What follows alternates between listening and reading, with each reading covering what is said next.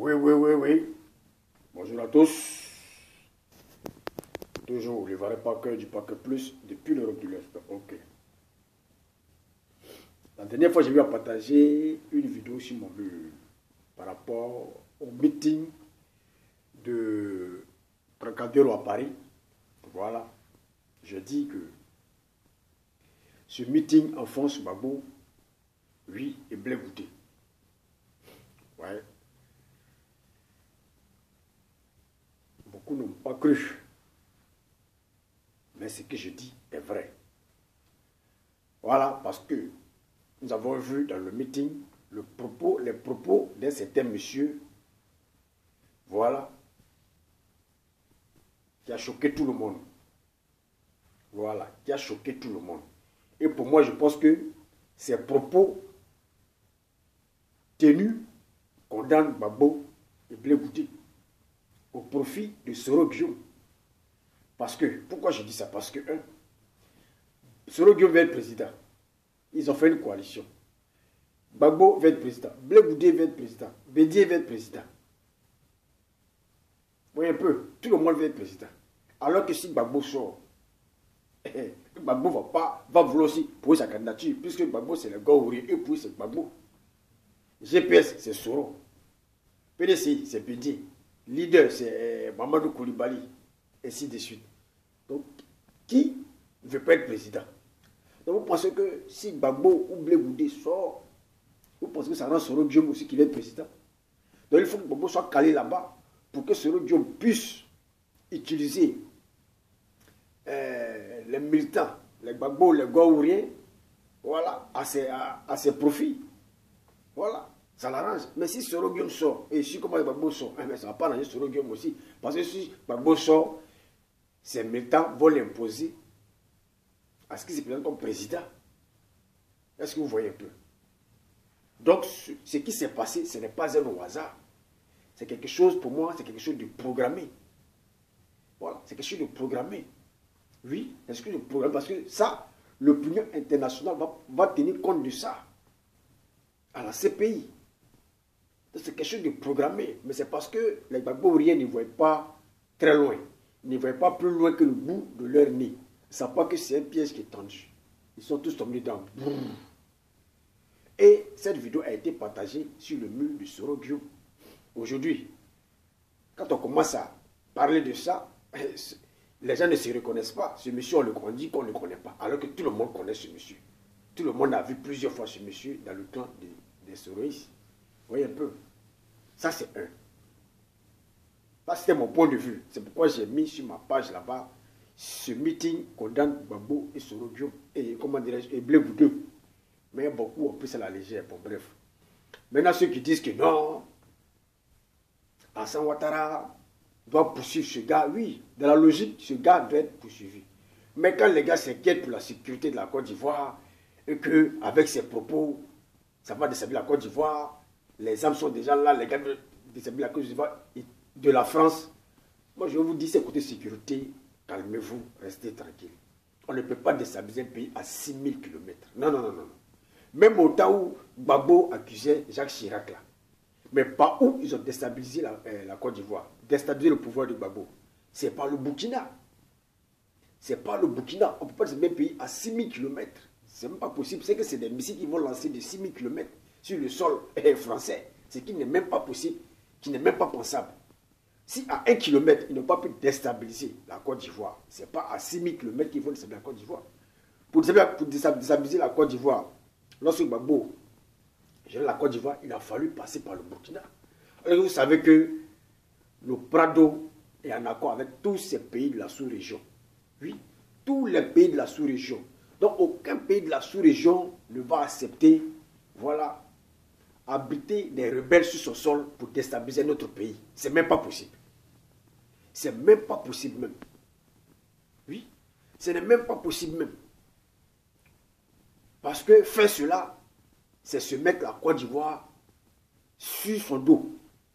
Et eux-mêmes le savent. Eux-mêmes le savent. Les pays voisins ne sont pas fous. Oui, eux-mêmes le savent. Ils savent qu'ils ont les ressortissants en Côte d'Ivoire. Presque tous les pays de la sous-région ont les ressortissants en Côte d'Ivoire. Si c'est gâté pour eux, c'est gâté pour les ressortissants. Vous voyez un peu. Il y a beaucoup de pays de la sous-région qui ont les ressortissants en Côte d'Ivoire, qui prennent la haine de la Côte d'Ivoire. Vous voyez un peu. Qui investissent dans leur pays. Voilà, il y a des personnes, je peux dire des ressortissants, des pays voisins, voilà, qui vivent en Côte d'Ivoire, qui s'enrichissent et qui construisent leur pays. Voilà, donc vous pensez que ces pays voisins vont accepter d'être base arrière pour détruire la Côte d'Ivoire, où se trouvent les ressortissants? Non, non, non, je ne pense pas. Avant, oui. Mais maintenant, là, où on vous parle des États-Unis d'Afrique, où on vous parle de ECO, où on vous parle de l'Union de l'Afrique de l'Ouest, vous pensez que quel président qui est bête, qui va laisser son pays être servi de base arrière pour détruire un autre pays? Il n'y en a pas. Donc pour vous dire que, tranquillisez-vous, côté sécurité, le Prado à dos Choco travaille. Oui, sur ce côté-là, le plan Choco, ce côté-là, le président à dos Choco travaille. Donc tranquillisez-vous. On ne peut pas détruire un pays. Depuis l'Europe, vouloir détruire un pays en Afrique, ce n'est pas possible. Voilà, même les Blancs, les Européens, même là. Voilà, pour s'attaquer à un pays là. Ils viennent chercher une base arrière à côté du pays, aux alentours du pays. Aux alentours du pays, autant pour moi. Même les États-Unis, même quand ils veulent frapper, soit l'Irak ou je ne sais où, ils viennent aux alentours du pays chercher une base pour pouvoir frapper. Mais ils ne restent pas à des kilomètres pour frapper. Donc c'est pour vous dire que ce discours, oui, il est à prendre en compte, juste peut-être traquer, ok, on peut comprendre. Mais ce discours, si vous voyez que puisque là, les autorités ne réagissent pas, parce qu'ils se disent que ce n'est qu'un simple discours. Oui, mais ils doivent réagir parce que ces propos, voilà, ne sont pas bien. Voilà, il faut donner une correction à ce monsieur. Voilà, parce que ce ne sont pas des propos à tenir. Voilà, c'est pas bon. Mais si c'est pour dire que cela va peut-être jouer ou quoi que ce soit dans la déstabilisation du pays, dans la déstabilisation de la Côte d'Ivoire, ça c'est n'importe quoi. Ça c'est se foutre le doigt dans l'œil. Parce que ce que nous savons, voilà, ce que nous voyons de gauche à droite là, pour déstabiliser un pays, même la Russie, pour attaquer l'Ukraine, oui, qu'est-ce qu'ils ont fait? Ils se sont rapprochés. Ils ont essayé de prendre une ville, oui, de l'Ukraine, parce que c'est côte à côte. Parce que tu ne peux pas rester à des distances là-bas pour dire que tu vas frapper. C'est trop facile ça. C'est vraiment trop facile. C'est trop facile. Il faut être à côté. Même les Européens pour frapper, même la France pour frapper un pays africain, qu'est-ce qu'ils font? Ils viennent à côté, ils cherchent une base arrière quelque part. C'est comme ça que ça se passe.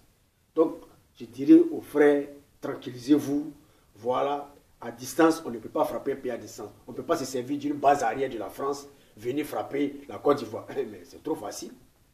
La France a ses intérêts en Côte d'Ivoire. La France a trop de trucs en Côte d'Ivoire. Si c'est gâté pour eux aussi. Mais je ne suis pas sûr que quelqu'un peut servir. La France peut être comme une base arrière pour déstabiliser la Côte d'Ivoire. À 6000 km. Ce n'est même pas possible. Donc les frères, tranquillisez-vous. Voilà. Tranquillisez-vous. C'est géré, c'est bouclé. 2020, c'est bouclé. Donc, c'est vrai, les frères font des vidéos pour crier l'indignation par rapport à ce qui s'est passé. Mais moi, je vais vous dire ce qui s'est passé. Les dits de ce monsieur va condamner beaucoup Laurent Gbagbo et Charles Goudé parce que ces dits-là sont pris en compte à la CPI. Sont prises en compte à la CPI. Oui, ces dits-là sont pris en compte à la CPI. C'est ça. Et ils ne savent pas. C'est ça, les gars ne savent pas. Oui, c'est ça, les gars ne savent pas. Ok. Il y a juste une petite vidéo pour éclaircir certaines choses.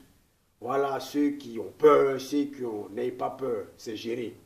C'est dit, oui, il ne pourra pas influencer la Côte d'Ivoire, mais ça va influencer la décision, oui, de la CPI par rapport au cas Blé Goudé Gbagbo. C'est ce que les gars n'ont pas compris et c'est ce qu'ils ne comprennent pas.